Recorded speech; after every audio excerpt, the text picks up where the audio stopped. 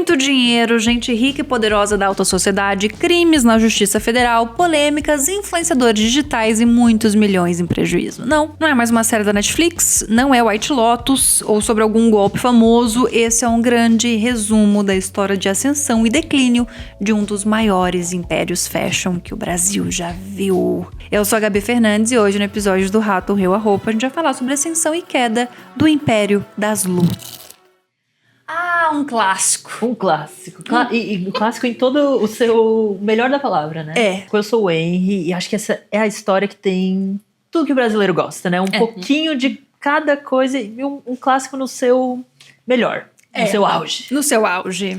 Sabe o que eu acho mais gostoso? É que eu acho que eu queria muito ser a Cristina Rocha e fazer um grande caso de família com as das Lu. Eu sou a Laila e eu sou muito fã deste momento da moda brasileira. E eu digo mais, eu tive uma aula na faculdade de moda que sobre foi sobre a das Lu. isso. E a gente fez a mesma faculdade, tá? Sim, a gente teve. E a aula incrível. Que foda! Sim. Gente, icônico. Primeiro ponto, você deve estar se perguntando aí se você é muito novinho, se você é muito Gen Z. O que foi a das Lu? A das Lu foi fundada em 1958 e eu só descobri que ela era tão antiga assim, fazendo esse roteiro. Eu achei que era uma coisa anos 70, mas tudo bem. Por duas mulheres, a Lúcia Piva de Albuquerque e a Lourdes Aranha dos Santos. Dois nomes de gente podre de rica. Não tem um Fernandes, um Silva, um Mafra, né, amiga? Não tem, não vai ter. Não vai ter. E é por isso que é das Lu, né? Que é maravilhoso. Não sei quem pegou, Se tá? vocês não pegaram o nível de amizade dessas garotas... Isso é muito bom, né? Não é? É muito bom. A das Lu caiu nas graças da alta sociedade paulistana, isso porque era uma boutique que ficava na Zona Nobre aqui de São Paulo. E eu não falei o bairro só pra não expor tanto, sendo que a gente vai falar coisas muito piores. Eu não entendi Poxa, o meu... Sendo que tá lá no inquérito. Sendo que a gente vai falar coisas muito piores. Eu não entendi, assim, me deu uma coisa meio Chico Felice, eu quis soltar essa parte. Preservar, eu quis preservar essa parte, enfim. E reunia várias marcas de luxo. E a princípio, esse aqui é muito icônico, a princípio recebia apenas amigos. Era um clubinho, né? Era um grande clubinho. E tinha uma vibe, perdão pela palavra, mas não consegui encontrar outra melhor. Tinha uma vibe meio seita, assim, de que não é qualquer pessoa que pode entrar. Você tem que... Um outro amigo tem que te falar, e aí você falando, você consegue ir, porque era meio secreto tudo, assim, sabe? Cara, mas na moda, muitas coisas funcionam Começam assim. assim, né? como seita. Não começam. Tem esse como seita, muitas coisas começam como seita, mas muitas coisas funcionam assim, ainda serem- hoje, por serem indicação, exclusivas, por exclusividade, por ser só as amigas. Não é só o dinheiro que compra, é a indicação de você estar ali. Então, isso aqui é o combo Um grande resumo. moda É e o cerne da alta moda. sociedade brasileira. E esse espaço aí era, na verdade, a casa da Lúcia.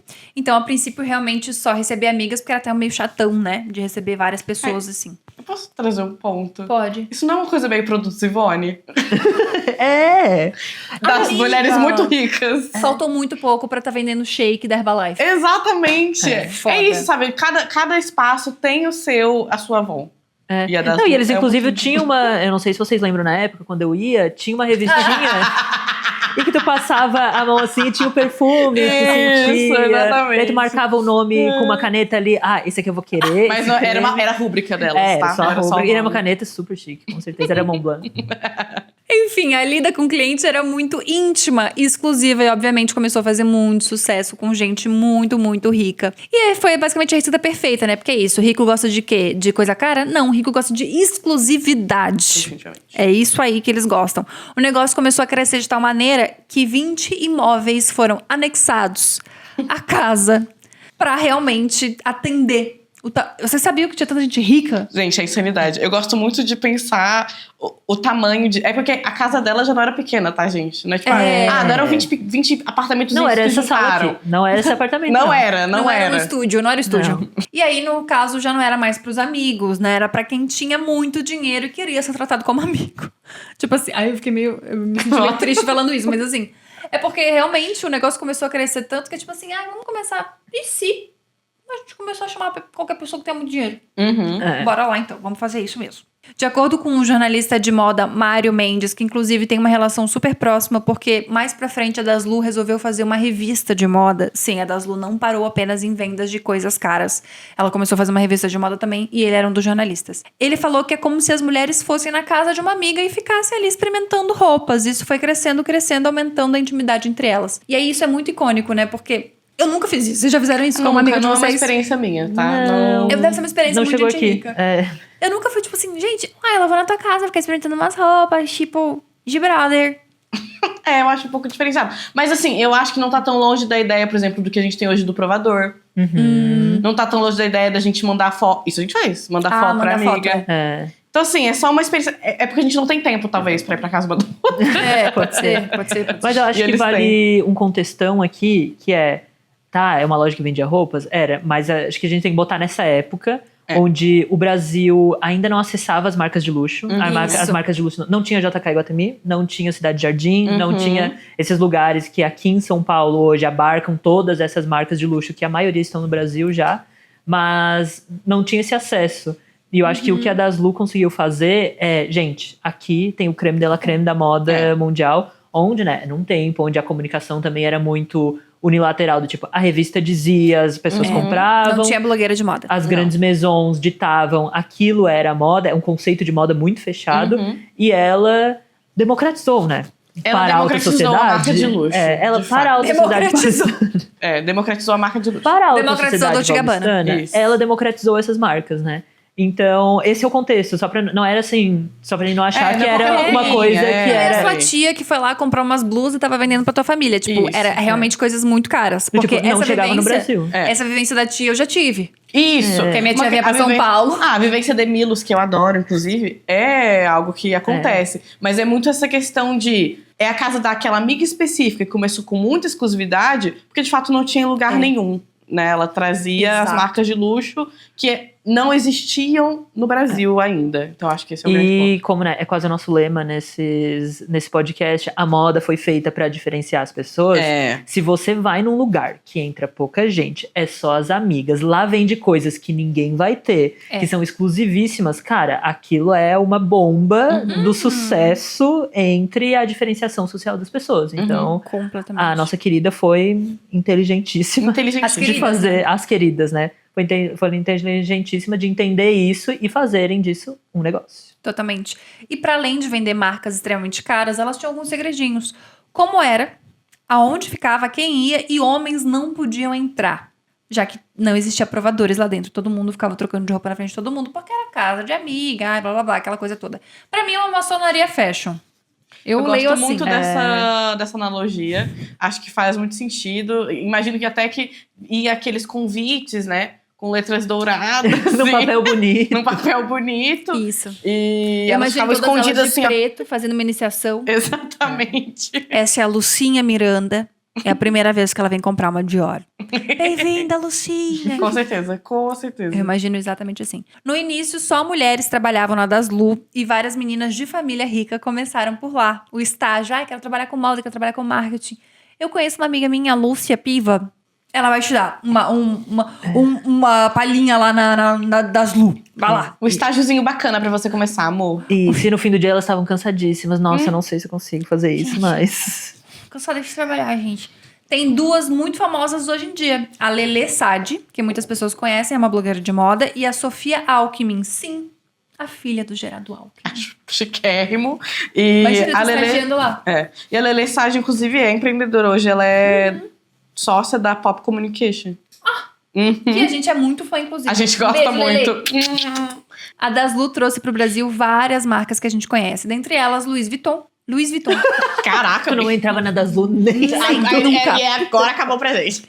Louis Vuitton, Prada, Dolce & Gabbana, Tom Ford, Gucci, Giorgio Armani, Christian Dior, Fendi, Chanel, Burberry, Tod's e Chloé. Em 83, após a morte da sua mãe, Lúcia, a Eliana Tranchese que fala? Acho que Tranchese. Assumiu. E foi aí que a gata fez o auge acontecer. Ela fez o barro acontecer. Ela revolucionou 100%. E este nome, inclusive... Este nome, inclusive, acho que todo mundo conhece. Tranchese. Esse sobrenome é famoso. Nos traz muitas. A Laila tá louca pra falar.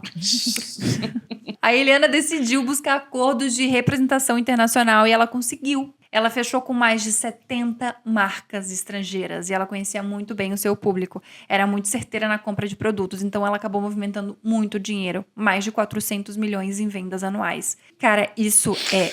Assim, eu acho que é muito absurdo, porque a gente tá falando de uma época que não existiam marcas de luxo no Brasil. E eu tô achando icônico que, tipo, isso era um gap do mercado de fato. Sim. As pessoas queriam muito consumir e era um grande trampo, porque você só conseguia consumir se você fosse para a Europa fazer isso. E ela viu um gap no mercado de muito dinheiro. Muito dinheiro. E tem uma coisa também, que eu acho que aí é uma questão muito diplomática e meio foda da galera, que é... Muitas dessas marcas, acho que elas não tinham interesse em estar no Brasil. Exato. E a gente sabe disso. A gente sabe o quanto é difícil fazer com que a marca, inclusive... tenha essa abertura, que tenha essa conversa. Henry sabe muito bem disso, Gabi sabe muito bem disso. Então, assim, ter conseguido fechar acordos com essa marca, gente, é revolucionário, tá? E é uma época também que era muito difícil trazer as peças de lá, tanto que teve uma época que marcas brasileiras tinham as licenças de fabricar Yves Saint Laurent, por exemplo, fabricar no Brasil. Então, recebiam os croquis e essa fábrica era autorizada a fazer os Yves Saint Laurent reais no Brasil, sabe? Então, tem uma coisa de diplomacia, de importação, que é um rolo que foi resolvido pela nossa diva. Muito é bem icônico. incrível. E ela... Gente, 400 milhões na época também era 1 bilhão, né? Nossa, é bom a gente lembrar disso também.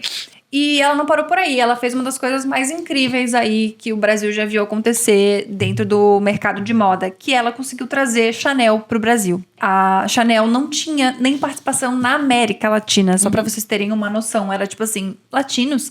Às vezes ela não sabia nem que existiam um outro continente também. Totalmente. Ela achou que acabava ali nos Estados Unidos e... Com muito contragosto, ela falou, tá, vou aceitar isso aqui. E aí, isso é mais incrível ainda, porque ela abriu uma boutique dentro das Lu. E em pouco tempo passou a vender mais que a maioria das lojas do mundo. Então, ou seja, não era nem uma loja da Chanel, ela tinha um biombo. Era 2 araras. Um quiosque.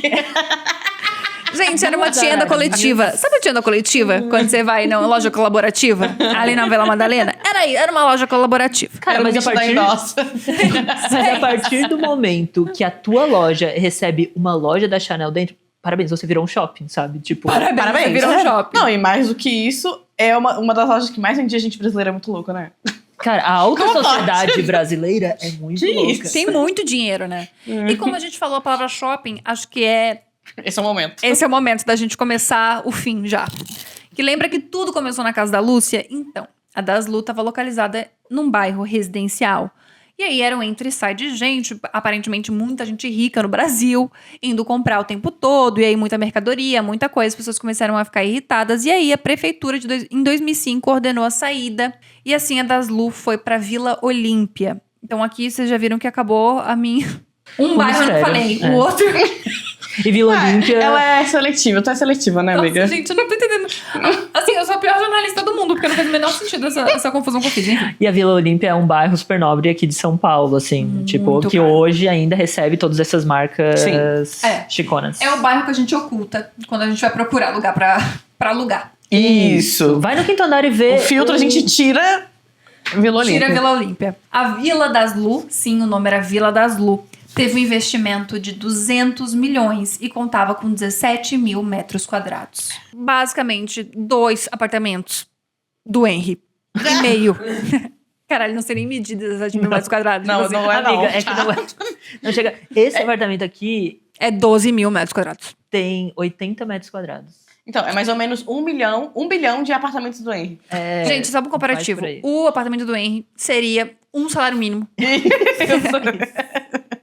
E assim, parece, no caso, um grande local de luxo, assim. Muito, muito, muito bizarramente grande. Mas esse justamente foi o primeiro erro deles. Porque quando tava ali mocosadinho, num bairro residencial, era uma coisa mais, só friends forever, let's go, girls. Ih, tão girly, maçonaria, vamos. As pessoas não prestavam tanta atenção em como estavam as contas da Das Lu. Mas aí, quando eles foram ali para um lugar que mais parecia realmente um shopping center de uma marca somente, as pessoas começaram a ficar um pouquinho mais. Gente, eu nunca vi esse nome na Receita Federal. E acho que não era uma construção tão discreta. Não, que chamava definitivamente tanta não atenção. era. Vamos de fotos. A inauguração ocorreu em maio de 2005 com o Gerado. É o Luiz Vitão e Gerardo Alckmin. Caraca, ela tá um pouquinho mais... Gente, eu tô sem saber falar, velho. Com o Geraldo Alckmin cortando o laço da porta. Imagina assim. Isso é muito genial, Tinha tá? que ter foto. Eu não acho que vai ter essa foto, mas se tiver, vai estar aqui, eu ó. não duvido que tenha, tá? Assim, é um grande resumo do Brasil. Porque atrás da Vila das Lu, a favela Coliseu. Um grande marco da desigualdade do país. E aí as pessoas precisam desses símbolos para lembrar que realmente o Brasil é um país extremamente desigual. Então ficou feio. E as pessoas começaram a fomentar muito que, tipo, nossa, se acabasse a das luzes, se acabasse isso aí, seria um grande marco de, viu como o mundo tá mudando? Viu como o Brasil tá melhorando? Enfim. Não foi bem assim, mas tamo aí. Continua meio, mas eu entendo o simbolismo. Sim. Faz é sentido importante. nesse sentido, Em julho do mesmo ano, a polícia iniciou a Operação Narciso. E no fim de 2006, a marca foi multada em 236 milhões de reais por sonegação de imposto durante as importações que eles faziam. Durante 18 meses, foi proibida de comprar produtos internacionais e só trabalhou com marca nacional. A suspeita começou em 2004, nos containers que chegavam em Guarulhos. Eles começaram a dar uma olhadinha. Que estranho, hein? Oxi. Percebeu uma diferencinha no valor da nota fiscal com o valor declarado. Esse cara, mas olha, Devia ser tão pequenininha. mas isso aqui dá mais de 3 salários mínimos. E não foi só a Daslu que caiu nessa operação, tá? Tiveram várias operações aí nesse mesmo sentido, investigando essa coisa da sonegação, enfim. Inclusive uma marca que a gente conhece muito bem. Tânia Bulhões e seus limões sicilianos. Eles já estavam lá, né? Já estavam lá. Não sei que fim levou, não pesquisei sobre, mas sim, tava no meio desse grande quiprocó. Eu lembro que agora, quando deu o rolê da Tânia Bulhões, reviveram esse momento essa participação dela Uhum. junto da Daslu. Gente, a alta sociedade brasileira é a e paulistana são as mesmas pessoas Pra desde... sempre. Desde Exato. sempre. Desde E que vão o salário continuar. mínimo E não tinha. deixam seus legados. E deixam seus legados. Tá louca pra falar, né? Tô louca. Vai. A Daslu cumpriu 35 mandados de busca e apreensão. E rolou uma grande varredura aí da Polícia Federal. E em 2009, a Eliana ficou 12 horas presa, após ser condenada a 94 anos e 6 meses de prisão. Uma pessoa que foi condenada a 94 anos não era pouca Não era pouca diferença coisa. ali nas notas que tinha, né? Exatamente. Por formação de quadrilha, fraude em importações e falsificação de documentos. Ela foi condenada por quase 100 anos e ficou só 12 horas presa? Como assim? Isso porque ela fazia um tratamento oncológico devido a um câncer no pulmão. E segundo o seu médico, seria mais saudável a prisão domiciliar do que, enfim, uma cela comum. O irmão da Eliana, o Antônio Carlos Piva, era diretor financeiro, ou seja, também estava completamente envolvido até a cabeça com essas falcatruas e foi detido pelos mesmos crimes. Mas a Daslu não acabou aí. Depois do escândalo da operação e a doença da Eliana, obviamente as coisas não ficaram tão bem na Daslu, né? Eles estavam ali sem a líder deles, enfim. E além de tudo, estavam até a tampa aí de coisa errada com a polícia. O movimento diminuiu bastante. As festas que eles faziam pra alta sociedade já não estavam mais bombando também. E eu acho que tem um ponto interessante também, porque assim, a multa, 236 milhões, a gente sabe que eles tinham. Sabe que pegou? Não poder importar mais. E isso faz muita diferença pra alta sociedade. Por que eu quero marca nacional? Caraca, Exato. é verdade. Porque Moda 236... nacional, compra aqui. Exato. Moda nacional eu venho aqui na esquina. Então Inclusive, acho que falando em moda nacional, um beijo pra galera da Dendezinho. A gente Vocês gosta, são tão doces. Amamos vocês. a gente... Mas assim, eu acho que isso é interessante porque, óbvio, é um valor escandalosíssimo, mas que a gente já viu que eles faturavam mais que isso. Eles fariam em 2-3 dias. esse Exatamente. Eu não Então, esse é um sei. ponto interessante do exclusivo, de estar Exato. desencaixado do resto das pessoas. Então, a Daslu perde o seu valor de desencaixe nesse momento. E eu não sei se vocês lembram, mas foi 2006, eu tinha 10 anos. Eu lembro da notícia no Fantástico, da Daslu, e deles filmando de helicóptero e tal. E quando começou a dar esses rolos, não sei se vocês lembram não lembro disso. disso. 2006 mas eu eu queria tinha saber 8, a memória, porque deve ser um mas- bagulho muito importante, assim. Eu lembro da notícia no Fantástico quando começou, só que tem flashes na minha cabeça, assim. Então deve ter essas imagens Sim, com certeza. legais, assim. Legais. Legais, não tanto. O movimento diminuiu bastante, as festas realmente já não bombavam mais. E em 2011, o fundo Laep Investment Limitada, do Marcos Elias, adquiriu a Daslu por 65 5 milhões. Visualizou demais. A Eliana, apesar do tratamento, seguiu como conselheira da marca, né? Ela era a cara, ela era a essência da Daslu. E aí não faria sentido nem para os investidores que ela saísse, que ela se ausentasse completamente. E durante a venda, isso aqui eu achei muito bacana da parte dela. Durante a venda, a Eliana fez um vídeo que foi transmitido para todos os funcionários de todas as TVs de dentro da Vila Daslu, contando sobre o fim e sobre tudo que estava acontecendo. Porque imagina, devia ter um clima meio de terror ali dentro pra galera que trabalhava, que vivia por aquilo ali, né? Desde o início até o final da vida dela, a Eliana seguiu ali com a Daslu. Ela fazia reuniões já acamada. Então imagina, realmente aquilo ali era o que deixava ela respirando, assim, basicamente. Sim. Ela realmente deu a vida por aquilo ali. Em fevereiro de 2012, a Eliana faleceu e recebeu várias homenagens calorosas da equipe Daslu. O prédio da Vila Daslu, e esse aqui pra mim foi um choque, eu não sabia disso. Acho que foi o Wayne que tinha me falado e eu fiquei muito chocada. O prédio da Vila Daslu, 17 mil metros quadrados, foi demolido. E o terreno deu lugar a uma construçãozinha boba, que a gente conhece hoje como Shopping JK Iguatemi, que contava, inclusive, com uma loja da marca. Mas em 2016, por falta de aluguel, a Daslu foi expulsa do shopping. No mesmo ano que foi decretada a falência da Daslu. Shopping JK Iguatemi tomou o lugar. Devia ser uma coisa pouca, a loja é pouca. Devia ser pequena a loja para um shopping tomar conta do lugar, Meu Deus. Né? Mas imaginem. Ele é muito grande, ele é um monumento. É um shopping monumental aqui em São Paulo e que também agora abriga essas mesmas marcas de luxo. Que ele traz a ideia do que foi a Vila Daslu, né? Que é totalmente. Marcas de luxo e todas ali com a sua lojinha. São Paulo Fashion Week funciona muitas vezes dentro de lojas do shopping Iguatemi. Gente, isso é doido. Para pagar as dívidas aí de falência, questões trabalhistas e tudo mais, a marca foi a leilão. E ela foi arrebatada por 10 milhões. E, assim, uma grande salva de palmas, porque poucas marcas se destroem tanto, não tem mais como pagar um aluguel e ainda são vendidas por 10 milhões. É verdade. Tipo assim, isso eu não sei nem dizer que outra marca conseguiria fazer isso no Brasil hoje, entendeu? Porque, tipo, faliu e as pessoas ainda estão batalhando para comprar essa marca e ela foi vendida por 10 milhões. E é o peso que a construção de marca forte, porque assim, né, tirando todos os escândalos e tudo que aconteceu, foi uma marca muito bem construída, consolidada, com uma reputação e que, às vezes, para quem precisava, os escândalos ali não mancham uma reputação, sabe? É verdade.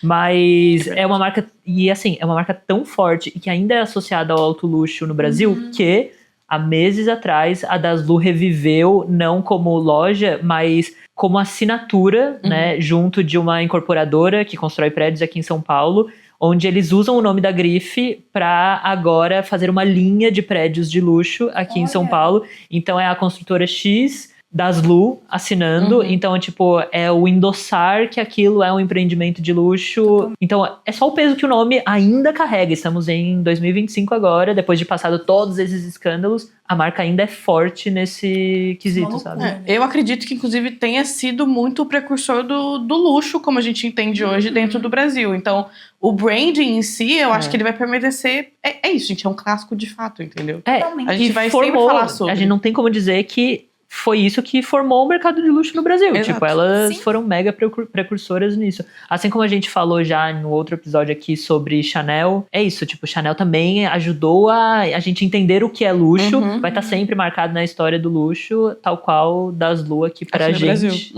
E tem uma coisa que a Daslu fez, principalmente a Eliana, no caso, que é mostrar pras marcas de luxo que o Brasil é um puta potencial de venda, sabe? Imagina a Chanel ter um Biombim dentro de uma loja da Daslu e vender mais que as outras lojas a nível mundial. Então, sim, é uma coisa muito incrivelmente absurda.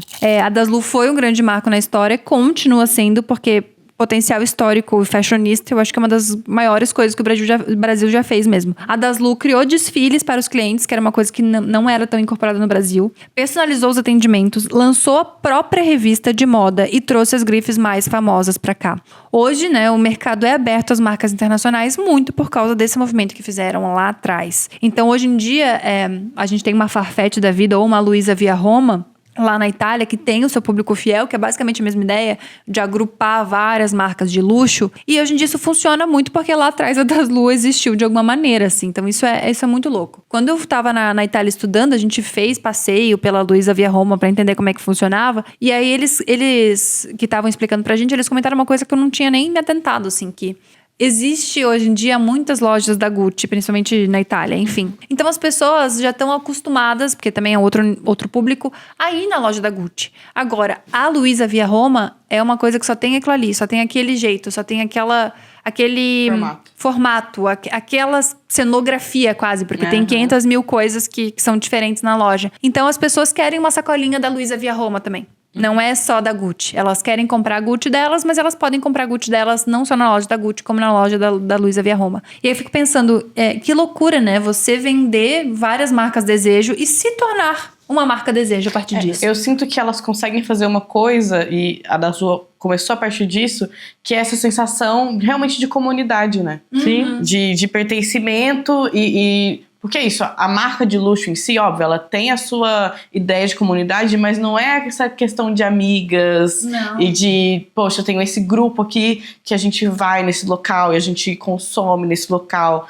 Então, acho que isso é muito inteligente.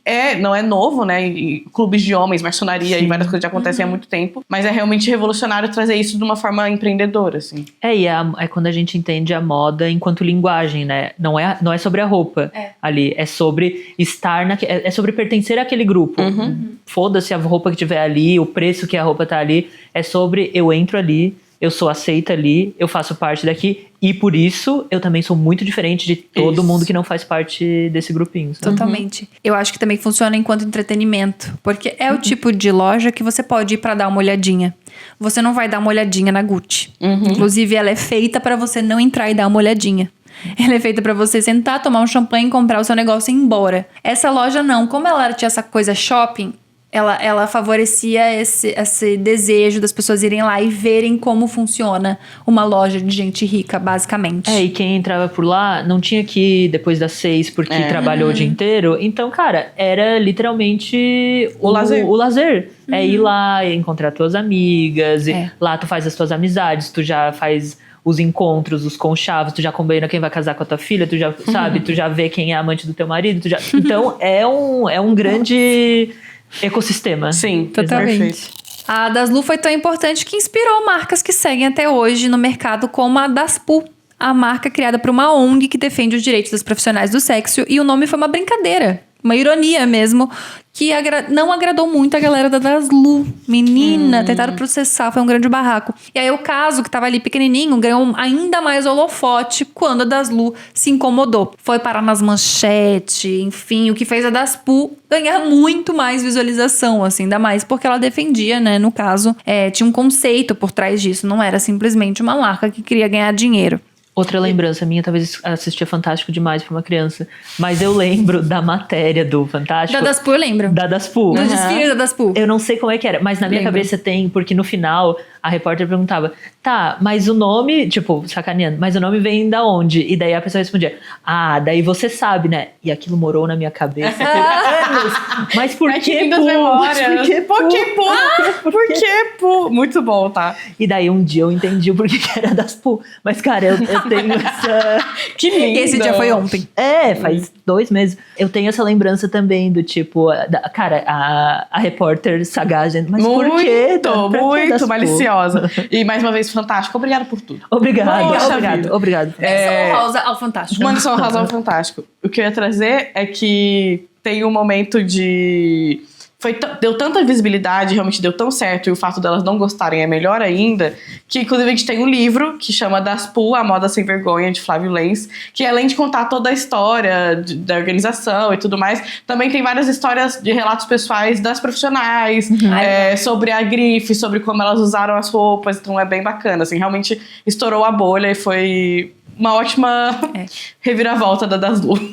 A Daspu, no caso, nunca conseguiu se igualar financeiramente a das Lu, até porque eu acho que isso é impossível hoje em dia no Brasil, você simplesmente vender 1 bilhão, assim, com uma marca, né, daqui, porque, né, somos muito ingratos, e aí, hoje em dia, quando tem uma marca aí, Gucci no shopping, as pessoas vão preferir ir na Gucci do shopping, essa é a questão, é uma questão de mercado mesmo. Mas a Daspu segue fazendo sucesso aí, segue fazendo livros, segue fazendo coisas, segue fazendo inspirações, seguem fazendo peças, seguem fazendo muitas coisas legais. Vocês conheciam a história das Lu? Eu soube através dos meus amigos. Eu acho que é uma... A gente é formado em das Lu, né? Formado em das Lu. Cara, literalmente tem uma aula sobre. Cara, mas sabe o que eu acho muito legal? Eu acho que, virou quase uma lenda urbana, assim. Sim.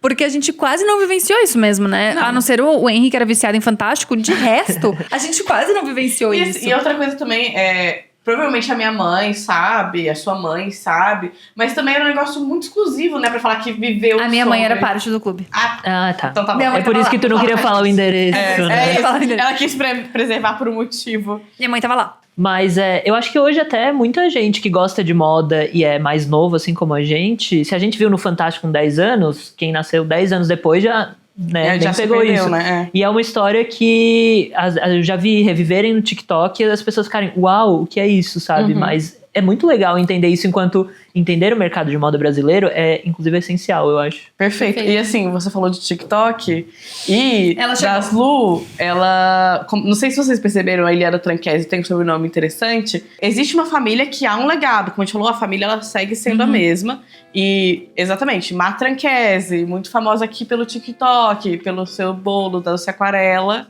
Veio daí, é dessa família. E tem uma história também muito boa, que é Má Tranquese e Luciana Tranquese, que são irmãs. E o irmão delas, o Bernardinho, com a Helena Bordon, que também é famosa.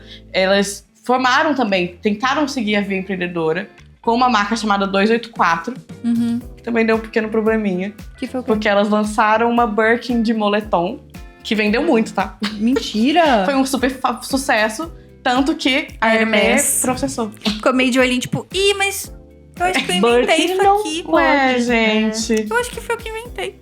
Sim, mas acho que é muito interessante a gente saber esses grandes nomes, que loucura, eles vêm de algum lugar. Eles vêm de algum lugar. Existe um passado. E eles vão seguir por aí. Eles vão seguir por aí por um tempo. E, aparentemente, empreendendo grandes bolos da Má Tranquese. E as Fernandes irmãs... não faz isso. Fernandes Fernandes Fernandes só. Mas as irmãs Tranquese têm um podcast, ou têm um podcast ainda. Pode das Tranquese. Pode das Tranquese. Mentira! O mais legal de notar é que elas ainda são as queridinhas do Shopping Cidade Jardim. Elas estão lá sempre, elas fazem propaganda para todas as marcas. Então, mais uma prova de que, né, o dinheiro continua nas mesmas mãos. Isso temos certeza. Mas a reputação das pessoas não cai. Só continua, não cai. E esse círculo, que é um círculo muito fechado. Esse circo, né? Também. Esse círculo, poucos entram, quase ninguém, mas pouquíssimo sai, porque a coisa vai continuar. Exatamente. Bom, esse foi o episódio do Rato Real Roupa sobre a Das Lu. Quer ouvir mais fofocas fashionistas? Então segue a gente, curte esse vídeo. Isso não é fofoca, isso é história da moda brasileira. Da Fashion moda, business. Fashion business. Manda pros amigos, ajuda a gente. Afinal, esse podcast é independente. Um beijo grande e até o próximo episódio. Tchau! Esse podcast é produzido de maneira independente por Laila Mafra, Henri Moy e Gabi Fernandes. Direção-geral, assistência de produção, Gabriel Vaccaro. Roteiro, Esther Marques. Edição, Morocha, pós-produção.